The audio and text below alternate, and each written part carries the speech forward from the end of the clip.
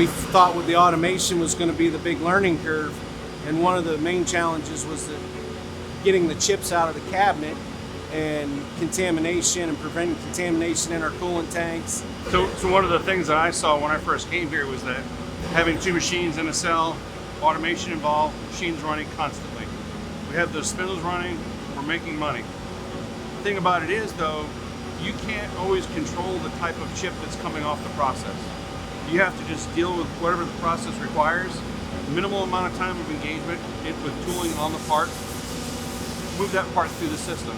Unfortunately, some of the things that come from that are various types of chips that are very difficult to deal with. When I first got introduced to Kyle, he presented these issues to me, and it's one of those things where you're, okay, now we have to solve the problem together and figure out what works for each other.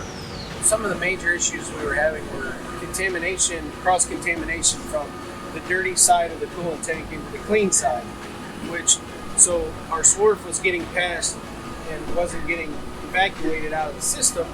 So one of the things that we had to do was come up with a better plan to be able to take the type of our chips, to be able to filter that, to be able to get it removed out of the system.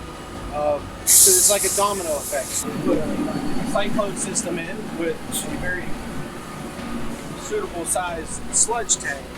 So this cyclone and this tank is catching the ultra fines. This allows the time for the material to settle in the bottom of the collection. So as we pull up, you can see that this is the fine collection. These are the fines that this system's actually helped separate.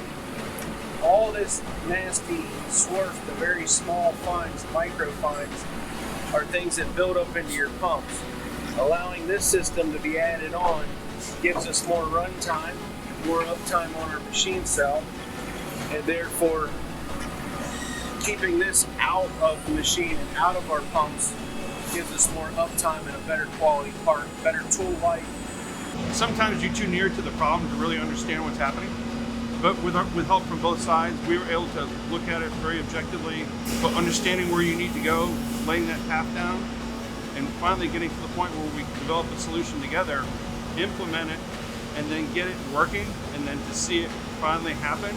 When the machine runs and I get a call from Kyle, he's like, I haven't stopped the machine in 4 weeks. That's when you know things have been very successful at that point. And I believe we both learned a lot together along the journey to get this accomplished. And we feel we've got a really good system in place now, working with Makino and Jay's team. Work smarter, not harder.